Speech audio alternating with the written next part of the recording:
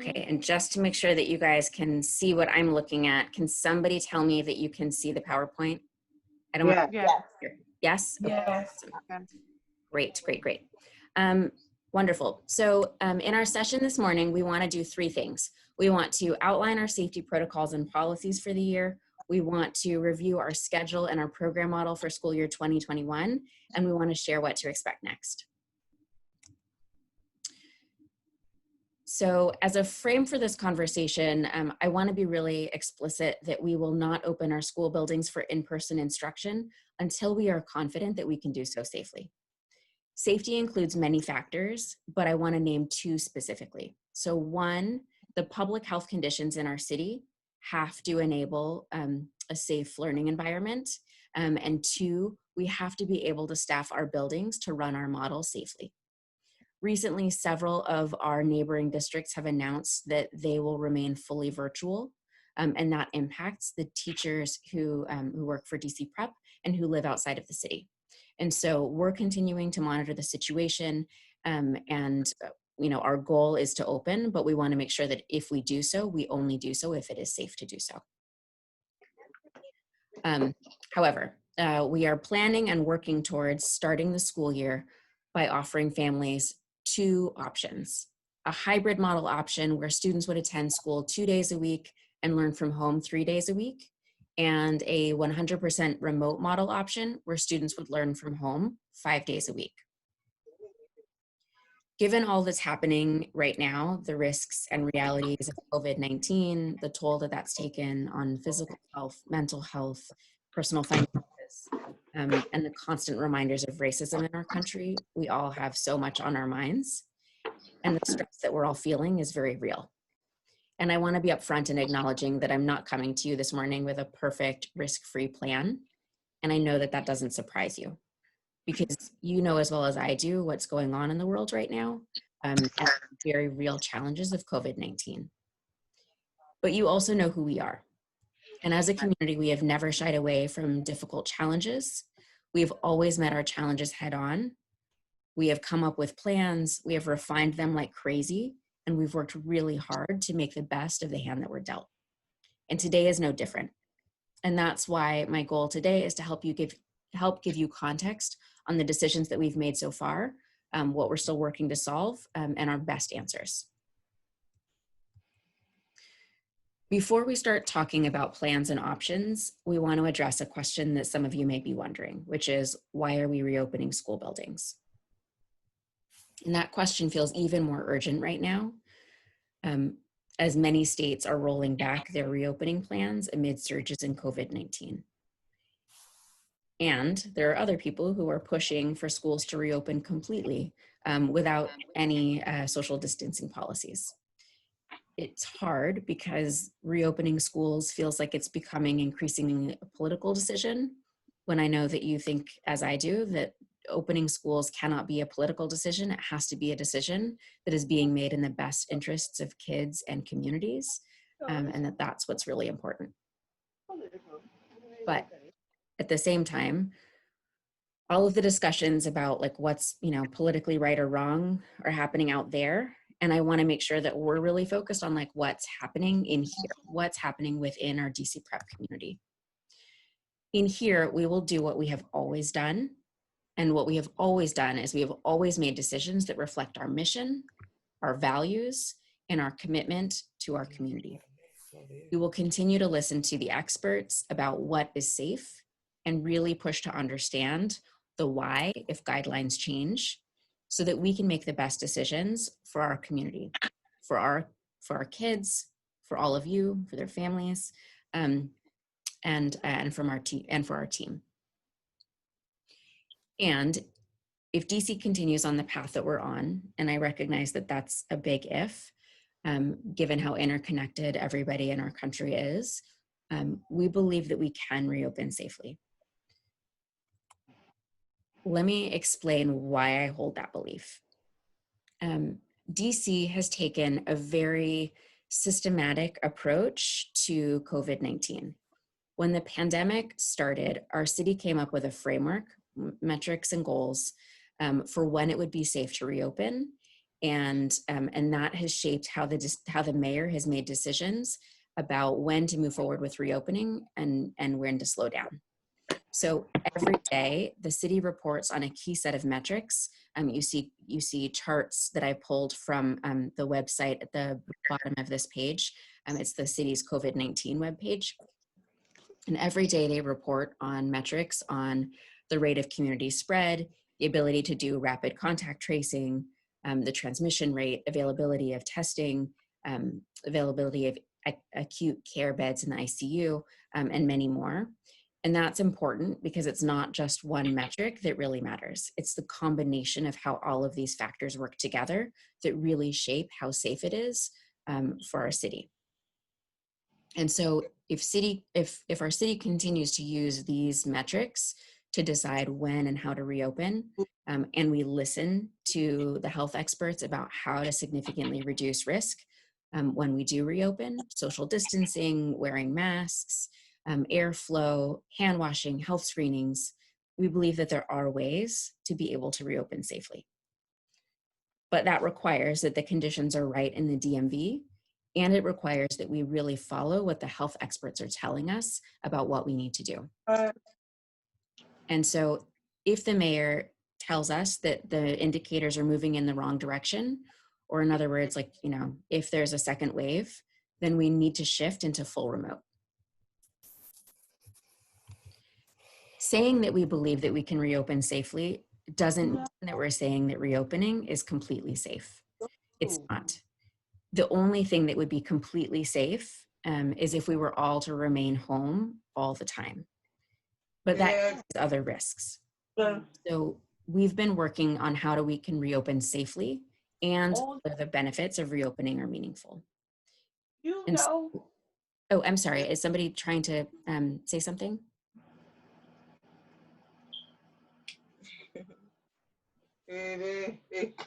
No. Okay. I'm gonna keep talking. So we've been trying to figure out whether we can reopen safely, and whether there is value in reopening. And we believe two things. Well, first, that we would be able to reopen safely if the conditions are right in the city, and assuming that we're able to get enough teachers in person. And right now we're working with our teachers to really understand their underlying health conditions, and like any other constraints that they have, given that some of the districts around us are not going to reopen in person. So we're learning more about that. But assuming that we can reopen safely, then we believe that there is value in reopening for two reasons. One, because we believe that in-person learning best meets students' needs. And what we've heard from a number of families is that families want to send their child in person. And we know that it is really, really challenging to figure out, what the right answer is for each family. So, because, every family has different needs, and we don't think that there is a right answer. There's only a right answer for you. And so whether you think it's better for your child to learn in person or at home, you're right. And that's why it will be your choice as to whether or not your child participates in our hybrid program, where they would come to the school building twice a week, either Monday, Tuesday, or Thursday, Friday. And then they would learn from home 3 days a week. Or your child can participate in our 100% virtual program. And you don't need to you don't need a doctor's note, you don't need anything. You just need to tell us which option you want, because that's the option that is right for your child. So with that understanding, I want to share more about. I have a question, please, about that. Yes. Will we be able to, let's say we pick the hybrid model, and things change or we change our mind, are we going to be able to switch back to 100% remote? Yes. So we will have preset times throughout the year. So probably at the end of each quarter, but I need to we're still trying to confirm exactly what the time frame is. But there will be opportunities to change either from being in the hybrid model to the remote model, or from the remote model into the hybrid model. We will definitely have some opportunity to change your decision probably like in late September. And then in general, it will happen at the quarter change. And I have a question. So will we be able to pick the 2 days that we want our kids to come, or y'all already have those days set?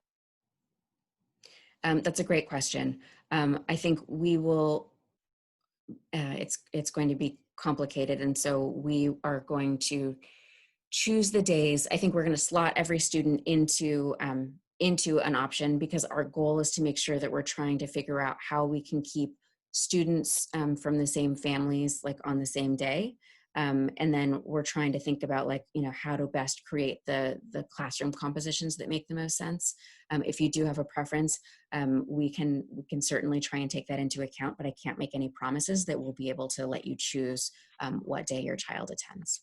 So if I have 2 or more kids, like the younger kids, would I get to, so they could pick my child up? If like for the older sibling to pick the younger sibling up, could they come on the same day so that could be arranged, like Yes. far as having a nanny and stuff like that? Yeah, our goal is, we know that this is hard on families. And so our goal is to make sure that we do what we can to make it easier. And one of the things that, we're definitely thinking about is how we make sure that if you have a kindergartner and a third grader, right, that your kindergartner and your third grader are on the same day. And then also I should say, if you have multiple children and you want different options for different children, like if you wanted one of your children to participate in person and one child to participate in the hybrid program, or sorry, in the distance learning program, you would also be able to do that. And I suggest maybe we can continue, Laura, with the presentation. If families do have questions, feel free to type them in the chat. And there will be breaks within the presentation where you can, for those who don't have the chat, they can ask questions. Thank you. And do you want to briefly introduce yourself? Hello, everyone. My name is Niels Ribera-Yamofio. I'm the Chief of External Affairs here at DC Prep. Sorry for being a little late. I have a 2-year-old son who believes he is more important than this town hall. It has been averted, and I am here, excited to talk with you all. Glad to have you. Okay. I will keep moving, but please do chat your questions, and then we'll also leave some time at the end. Okay, so I already told you this. Okay, so let's shift to talk about our safety protocols and policies. So to prevent, in the Mayor's Reopen survey, DC Prep families said that your top priorities for us planning to reopen are 2 things. One, that you know that it's really important that we spend time preparing to implement social distancing policies, and knowing that our building would receive regular deep cleanings. So in this part of the town hall, I'm going to talk through the headlines about what we're doing, and share answers to questions that we've heard most often. So to prepare for reopening, we've been building a plan that adheres to all of DC's Department of Health guidelines or requirements. And then in places where the DOH recommendations are not definitive, we've been looking to other experts to supplement our plan. And so we've been looking at organizations like the CDC, the Academy of American Pediatrics, Harvard's Chan School of Public Health, among others. We've also been talking with and learning from colleagues who are doing this work around the country and in our city. And we believe that the result is a really comprehensive safety plan.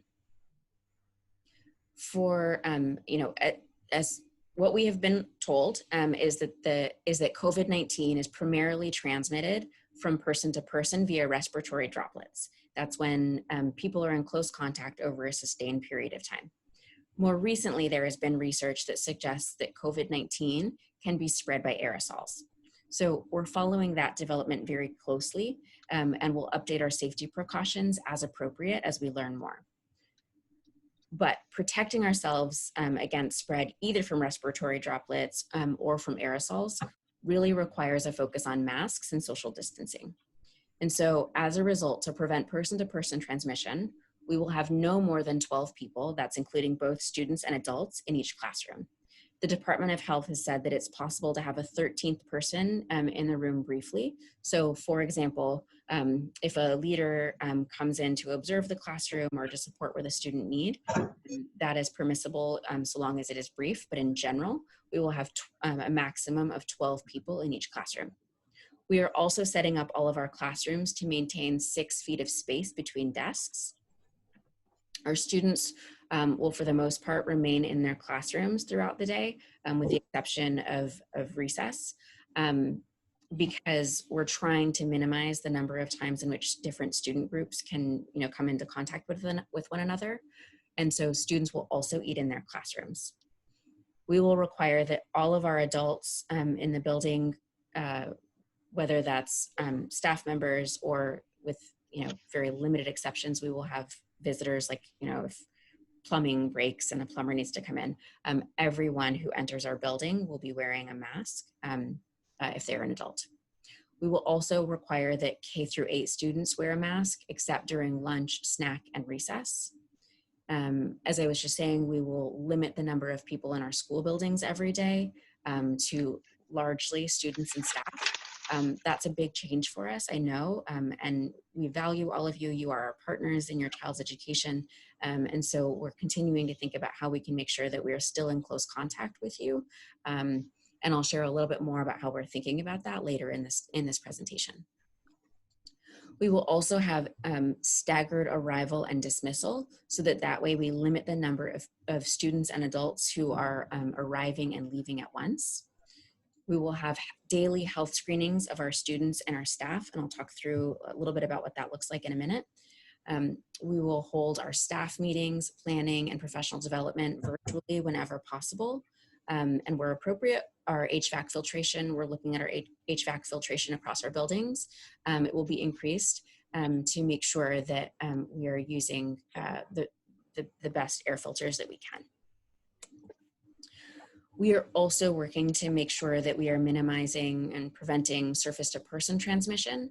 And so in order to do that, we are modifying and increasing our cleaning protocols. And so in addition to having our buildings cleaned every night, we will also have really deep cleaning several times a week, so that way we make sure that each student group that's coming into the building has a nice fresh building. We will make hand sanitizers available in every single classroom so that students and staff can clean their hands after they touch any surfaces. We are reducing or eliminating the need to share supplies. Each student will have their own personal Chromebook and dedicated supplies in their classroom. We will be sanitizing any surfaces that have to be used by multiple students between use.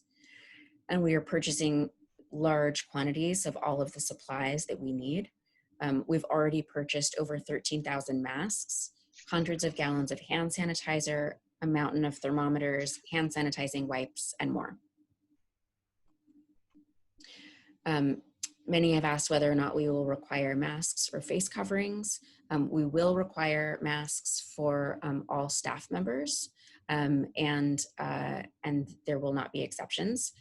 We will also require that K-8 students wear masks, and we will have medical accommodations for students. Students who don't have a medical accommodation and repeatedly refuse to wear a mask, we will need to move those students to a 100% distance learning program to make sure that we're safeguarding our full community. We will also require, because we are requiring that students and staff wear masks, every member of our community will receive 2 reusable masks, cloth masks. And we've also purchased disposable masks in the event that someone forgets their mask at home.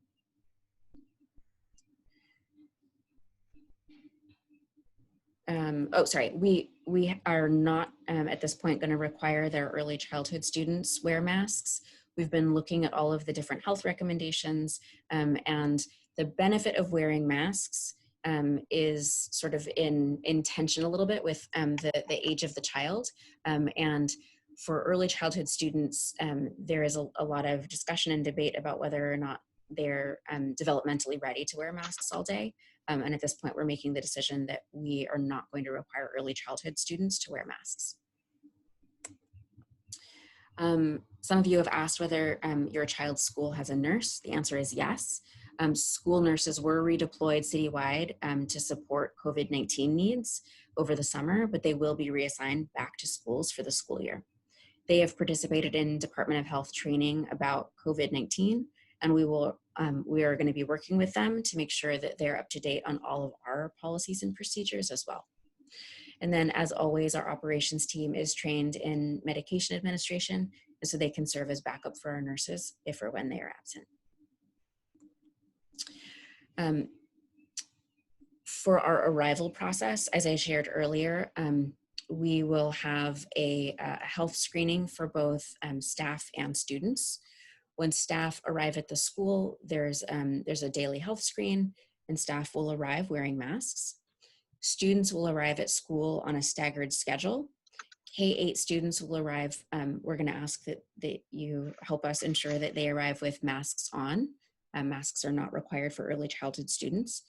And then students will be greeted by a DC Prep staff member who's wearing a mask, either at the kiss and ride or at their assigned school entrance. And then the students will participate in a health screening. After the health screen is complete, students will immediately use hand sanitizer and go directly to their classroom. And our hallways are going to be set up so that students are only moving in one direction. Any staff, student, or visitor who displays any symptoms during the screening process or who has been in close contact with a person who has COVID-19 will not be allowed into the building. And anyone who develops symptoms during the course of the day will be isolated and sent home to seek healthcare guidance. Parents will be able to talk with members of our team when you drop off your preppy, but you will not be able to transition with your child to the child's classroom because we need to keep the number of people in our building low for health reasons. We also have a similarly structured dismissal process to ensure that we have a manageable number of people who are arriving or leaving at the same time. Charisse, I see that you have a question. Can I ask that we get to the end of this section and then we'll take a couple of questions and then we'll have more time at the end?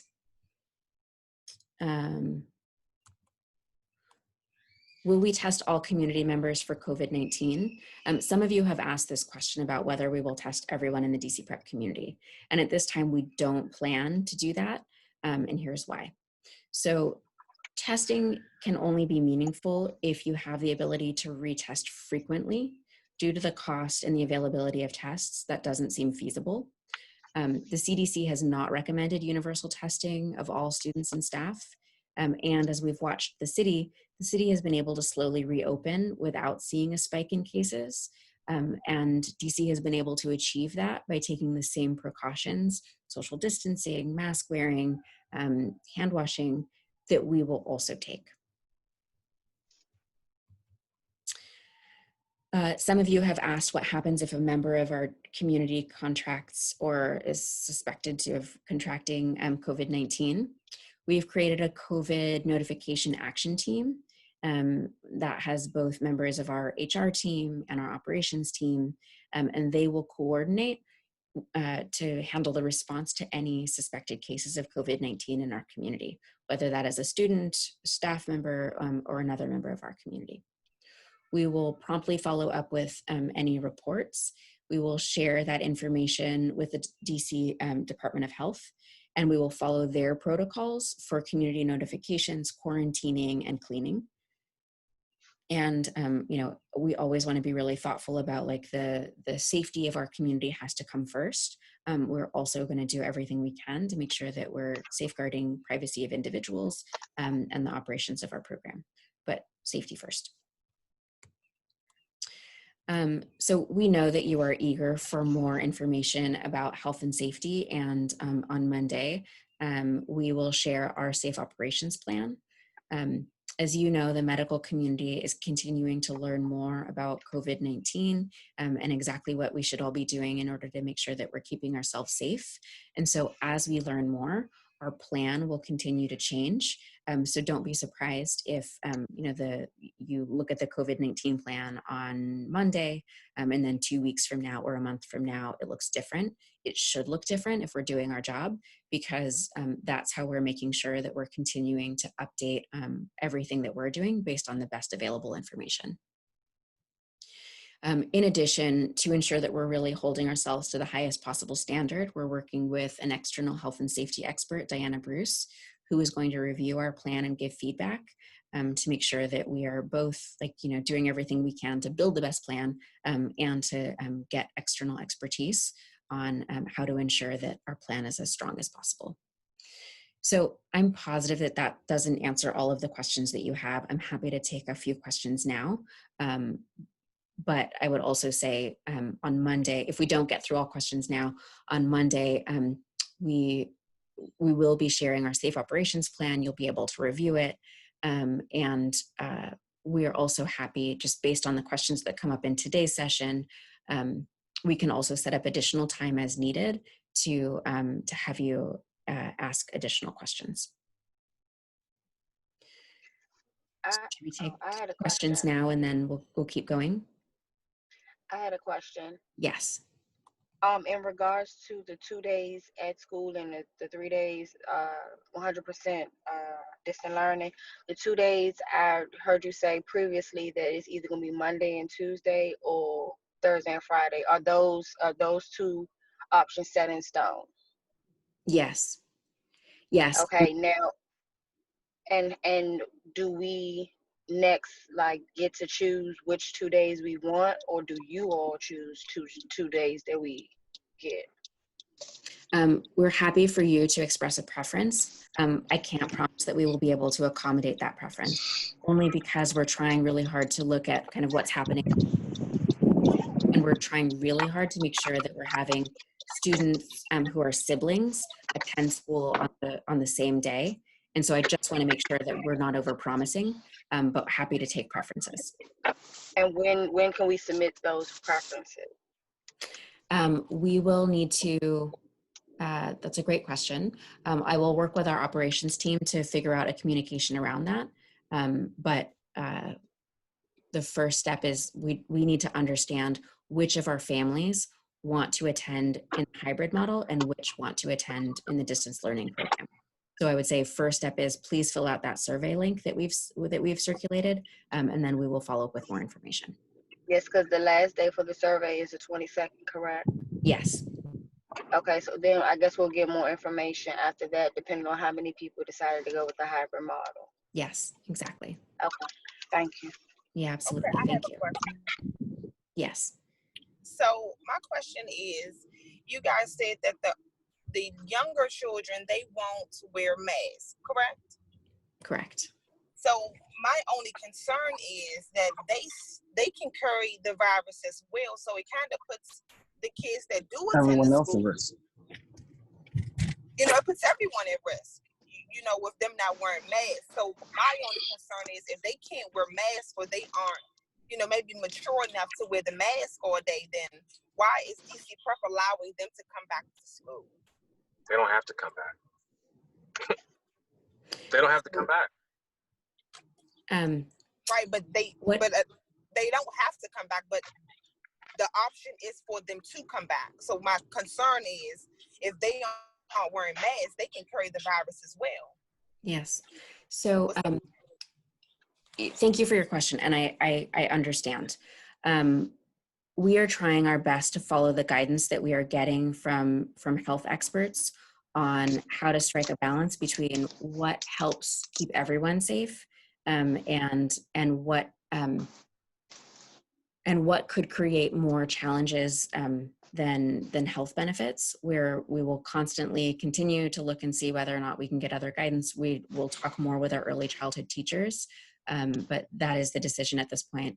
I think it is right that if you don't feel safe sending your early childhood student to school without a mask, we understand and respect that. this is our plan right now, and we will take into consideration like the feedback that we're getting, but we're trying to do our best to strike the balance between what is the guidance that we're getting from the health experts and what seems to be feasible from like a developmental standpoint. I have a question. Great. I'm going to take one last question, and then I want to get through the next section, and then I'm happy to take additional questions. So please know that I'm committed to like answering your questions, but we'll take one more, and then we're going to keep moving. Is like online school going to be like how it was last year for like 30 minutes each, or is it going to be a full program? I love that question. That actually takes us into our next section. So let me, I'm going to start showing you a little bit more about what to expect within the program. So I'm going to answer your question by moving us into the next. You can see more about like what a sample schedule might look like. Okay. We are next going to talk about our schedule and our program model for school year 2021. And really quickly, Laura, designing a model, we had 5 goals. Sorry, really quickly, if I could just ask everyone to please go back on mute, just because we're hearing background noise, just so everyone can best hear what Laura is saying. Thanks. So our first goal, as I shared in reopening, is ensuring that we are able to, we've got 5 goals in designing our model. And you see those goals here. We want to operate safe schools. We want to make sure that we're meeting our students' most important needs. And we want to be as supportive as possible of our team and our families. And we want to make sure that we are planning to account for change, right? We know that change will come up this year, and we want to be ready and to be able to pivot and keep things as stable as possible. So our first goal always is making sure that we're operating safely. And so that means that we will maintain social distancing, and that's why we won't have our buildings like running at full capacity. We will also limit the number of people who are interacting with one another. We've all heard at this point about the concept of quarantine bubbles. So limiting the number of people that you come into contact with in order to minimize the risk that we all experience. And so we're applying that idea whenever possible to ensure the safety of our students and our team. We are also building in time for staggered arrival and dismissal and additional cleaning needs, right? And so on Wednesdays, for example, we will be doing like a deep clean of the building. That's why all of our students will be learning from home on Wednesdays. Next, our second goal is to meet students' most essential needs. We do this work for our students, and we want to be sure that they are part of a close-knit community of learners and that they are continuing to grow academically and social emotionally. I'll go into more detail about what each of these means in a minute, but please know that these are meant to reflect back what you told us is really important to you. Through the Reopen survey, DC Prep families said that we should prioritize students' ability to connect with their peers alongside their academic learning. We also want to be as supportive as possible of you and our team. So first, let's talk about how we're trying to reflect back like the needs that we know that you have expressed. We know that different families want different things and have different needs. And so that's why we're making sure that we offer every family a choice as to whether or not to have your child attend in person 2 days a week and learn from home 3 days a week, or to participate in the distance learning model where you learn from home 5 days a week. When it comes to thoughts on a learning schedule, families in the reopening survey said overwhelmingly that you want a consistent and predictable schedule where your child comes to school every week. And that's why we're going with the Monday, Tuesday, or Thursday, Friday option so that your child comes in every week. And finally, we know that you care a lot about clear and consistent lines of communication. When families were asked what made distance learning go well this year, your third most frequent answer was, we clearly understand our school's expectations for learning at home. And that's only behind, my child has receive distance learning materials, and my child has access to the internet. So like the fact that it's like third after those two says that clear communication is really important. And then when you were asked about what would make the coming year better, family said more feedback about how my child is performing. So we're trying really hard to take that into account, to think about how we're communicating with you, and I will talk more about how we're trying to achieve that in just a second.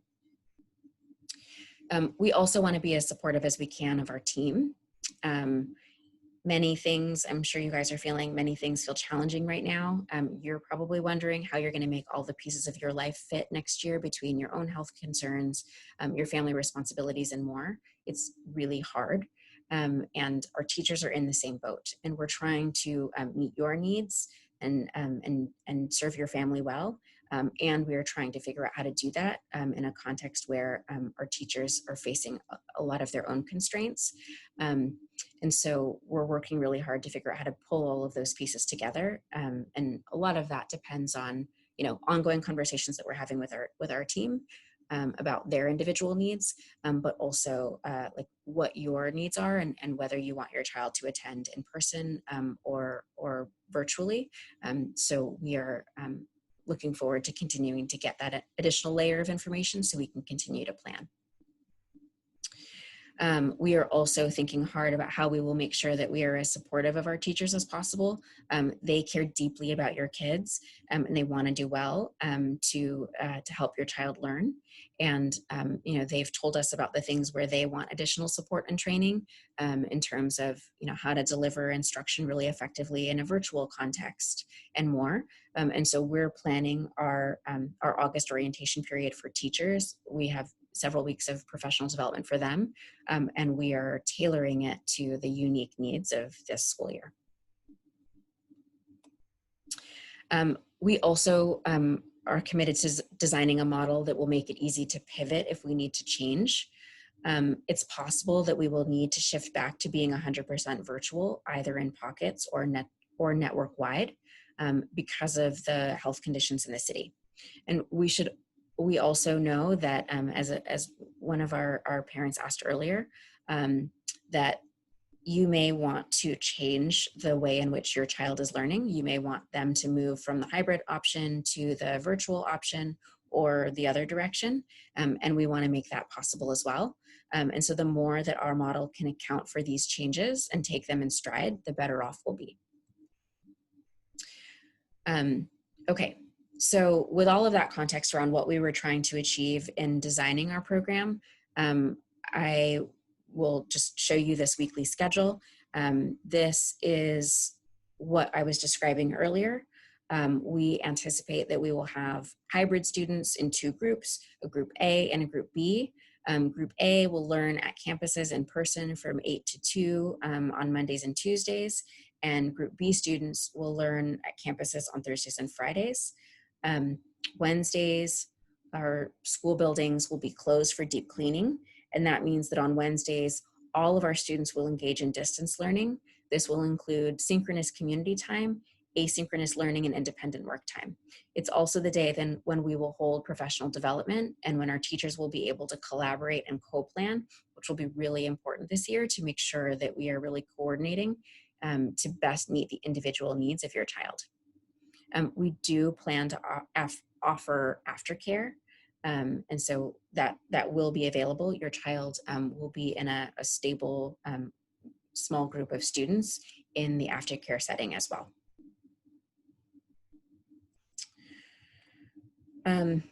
As I mentioned earlier, one of the things that we're really focused on is how we can ensure that your child is known and feels part of a community. And one way in which we will do that is by having every child, whether they're enrolled in the hybrid model or the virtual model, they will participate in a pod of 10 to 11 students. A pod will have a pod leader, a teacher who will play a really important role in your child's learning and life. The pod leader will be responsible for building a deep understanding of every student in their pod, advocating for every child in their pod. And to do that, they need to understand their students' strengths and gaps and learning style, have a deep understanding of the child's learning profile, including IEPs or behavior plans, and they will co-create an ILP, which is an individualized learning plan with your child that they will follow throughout the year. Our pod leaders will also run a daily community time for their pods, either virtually or in person, and that will include circles, student prep work, student individual coaching, and community building. And then finally, in order to help streamline communications, right, this gets back to what I was describing earlier. We know that it's hard to make sure that you're staying up to date. Our pod leaders will be the primary point of contact for you. So if you need something, you can reach out to that teacher to help and to coordinate across the other teachers who are working with your child. Beyond having students participate in a pod, all students will have community time 4 to 5 times a week, either virtually or in person, which is a great opportunity for students to reflect on their own selves and identity and values, and to do that within a supportive community setting with their classmates. As you'd expect, the reason that you come to DC Prep is we are very focused on making sure that your child continues to grow both academically and social emotionally. And so we will continue to offer a high quality early childhood program, high quality tier 1 instruction in both ELA and math, which is aligned to the Common Core standards. Small group support in both ELA and math. We've always cared a lot about targeted intervention supports for students to help them grow their best. We will continue to provide social emotional programming as well as counseling supports.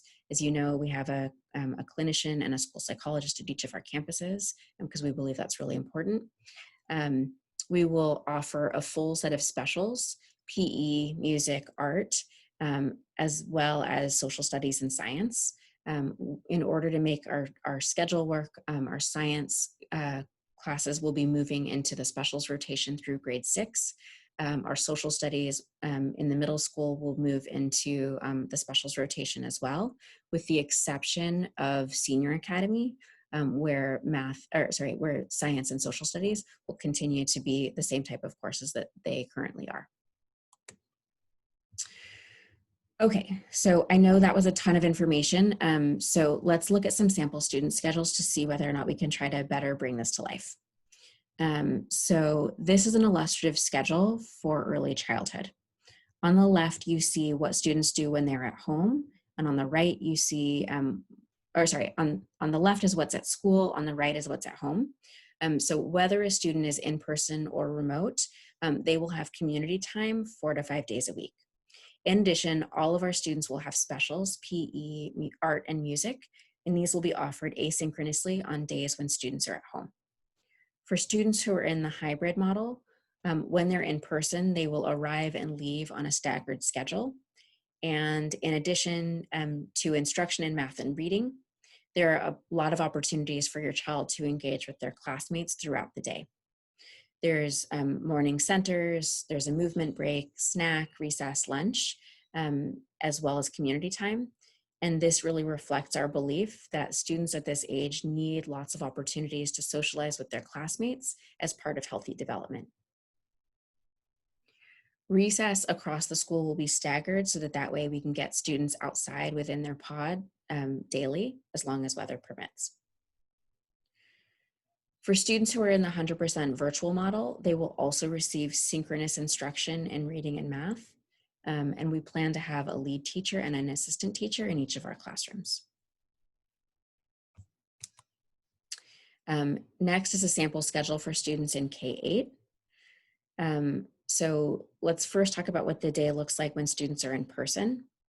We anticipate that the school day for students who are in person will run from 8 a.m. until 2 p.m. Students who are learning at home may have classes until 4 p.m. And we're going to try to keep the day as simple as possible and build in plenty of time for students to connect with one another. So students will arrive on a staggered schedule and they will have time to eat and socialize. We'll also have community time where, again, students will have an opportunity to build community. We will have literacy and math blocks. And we will have lunch where students are able to socialize with their classmates within their classroom. And students will have recess, which will take place outside whenever possible, using a staggered schedule. Students will continue to have full range of specials, art, music, and PE. We anticipate those will be a virtual offering. And then students will continue to receive science and social studies. And to make that possible, we will build those into the specials rotation, with the exception of Senior Academy, where science and social studies will be courses in the way that they typically have been. So like arrival, dismissal will also be staggered. When students are learning from home, instruction will take place between 8 a.m. and 4 p.m. Students will still have community time when they are learning at home. They will still receive core instruction in both math and ELA. They will also receive small group instruction in both math and ELA, because that's how we make sure that we're really targeting in on like your child's specific learning needs. And they will continue to have specials, art, music, and PE, as well as science and social studies. So as we, oh, sorry, go ahead. I have a question. How would students be graded? Because I know for my child during the virtual learning, it was frustrating that she was getting more graded. The teacher told me she was getting more graded on support and like, well, not support, but participation, like when she logged in versus the work itself. So they was getting a lot of work over the virtual learning, which was good, but they wasn't getting graded on was they really doing the work. They were more getting graded on the effort of logging in, which wasn't right, because it's like they were doing the work for nothing. Yeah, it makes sense. The good thing is we're starting off the year with this plan. And so all of our students will have Chromebooks from the beginning of the year, and that will make it a million times easier for our teachers to be able to grade work. We will have grades this year that's based on, it'll be more like grading policies in the past.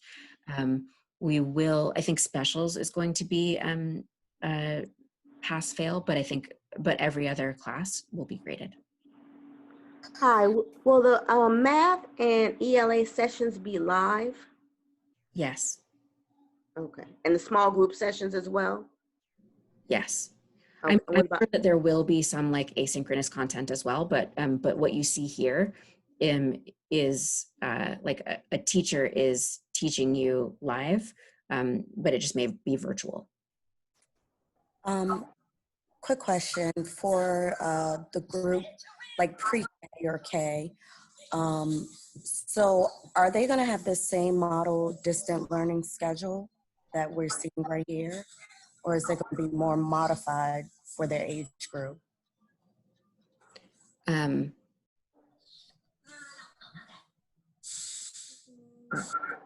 not sure what do you mean?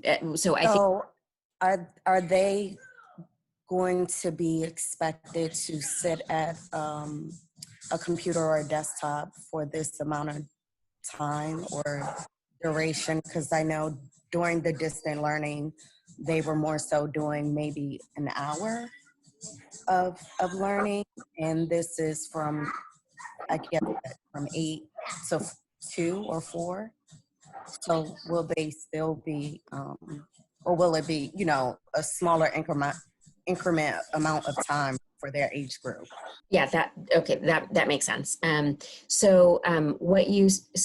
If this schedule is a sample schedule for early childhood students, our specials courses will probably be asynchronous, which means like even though it shows up on here from 9 to 9:30, you could do it anytime during the day, because you would be able to start it whenever it worked for you.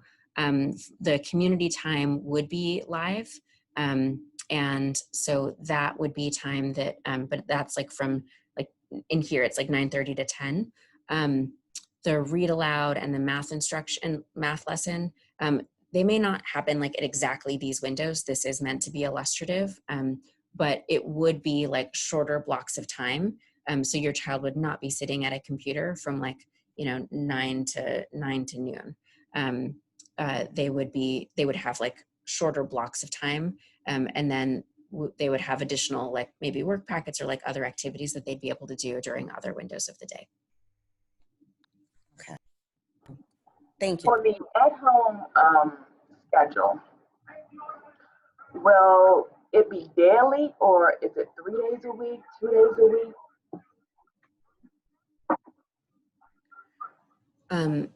Let me repeat back the question that I'm having a little bit of a hard time hearing.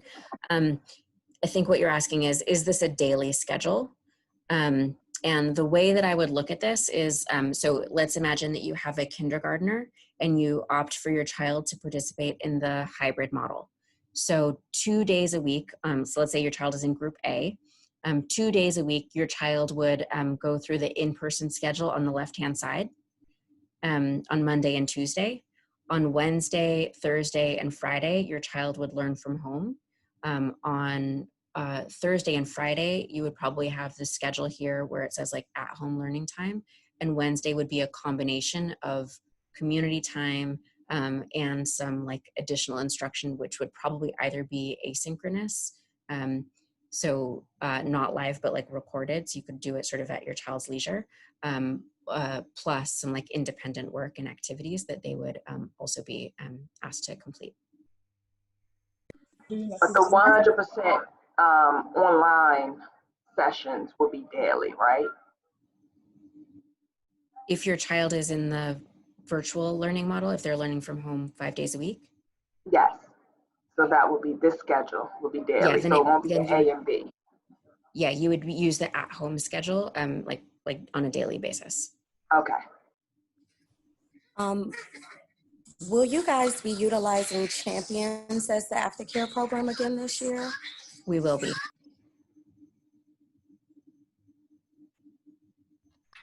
Okay, I felt with this previous school year, it was kind of a disconnect with Champions in the school. I actually liked when you guys had, I guess, the sub teachers in the beginning of the school year. Mm-hmm. They seemed more connected with the students and more detail orientated, even when it came to the children as a whole. I personally was not happy with Champions. I don't know if any other parents felt the same. So that's kind of disheartening because I kind of felt like I heard that from several parents that them as an aftercare program as a whole, it just wasn't that satisfying. I would love to hear more about your concerns. If you don't mind, we'll include like a survey link. If you can fill out the survey link, then we can follow up with you just to learn more about your experience. I'm happy to make sure that we pass on that feedback to Champions. We want it to be a good experience, and I would love to learn more about what you took away from last year. Laura, excuse me, I have a question. So real quick, Laura, we have tons of questions in the chat, and I want families to know that we are recording. I am writing down every single question. So those that we will not address now, we will address later. Laura, I think it will be important for you to share, and then we should move on. A question that is constantly going around goes back to the first thing that you shared, which was our thought process on opening schools and the decision to open schools versus virtual. Based off of the news. So if you don't mind just quickly giving context again for families who may have missed what our current thinking is and how that may shift. Yes. So can I do this? I have like 2 more slides. Let me get you through the 2 more slides, and then let me tackle the question that Neil's just presented. And then I'm happy to take additional questions. Okay. So as we look ahead to August, we want to share what to expect. So this may change, but this is our best thinking about what to anticipate. So the week of August 3rd, we will welcome back staff. That doesn't mean in person. That just means that that's the day that we will begin professional development sessions. And during that time, We will have our team learn more about safety protocols, changes to our model, and they will begin reaching out to you, families, and preparing for the orientation meetings that we will kick off the week of August 10th. Between August 10th and August 28th, teachers will have 3 weeks of professional learning, and we will do, like, those are the same things that we always do. This year it's like even more important because we know that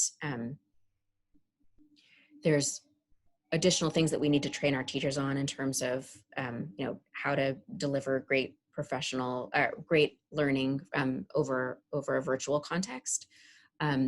We also know that this is a very different school year for families and for your children, and we know that strong relationships will be really essential. And so we want to spend time talking with families and students, beginning to develop a relationship, equipping you with the information that you need about how the year will look different.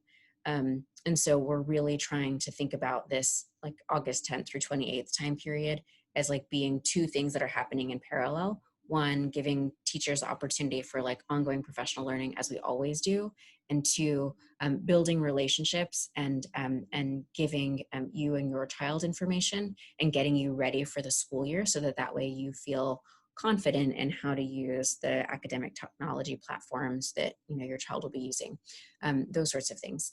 And so we really hope that this 3-week period will be a helpful ramp-up period to start the year off strong. We plan for August 31st to be the first day of school. One thing that I want to really emphasize is whether, on here it talks about meetings, it talks about the first day of school. We don't know whether those will happen in person or virtually, because so much of it depends on health conditions in DC, right? And those are constantly like evolving. And so much depends, on what we can do safely, right? And part of that is around health conditions in the city. And part of that is around whether we have enough staff on hand to be able to operate our building safely.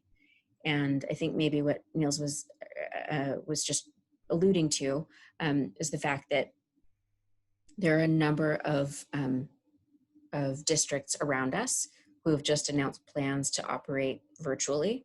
That has a bunch of ramifications on our teachers' schedules as well, because some of them live in surrounding areas and their kids go to those schools. And so we're trying to figure out how to pull all of the pieces together, because our goal is, if it is safe, we want to open for families who want to send your child in person. And at the same time, like, our ability to do that hinges on what's happening in the city and what we can do from a staffing standpoint. So our ask of you is to let us know as soon as you're able, whether you want your child to participate in hybrid or a virtual option. You received an email on July 9th. That email has a link that is specific to your child. So you need to use that to fill out your selection. You can change your mind up until 7/22, but the sooner you're able, if you know, please let us know, because that will help us to begin to plan. And then the questions that you ask are good questions. We want to know what's on your mind. We want to answer your questions. So thank you. Please continue to share feedback and questions using the link on our COVID-19 resource page.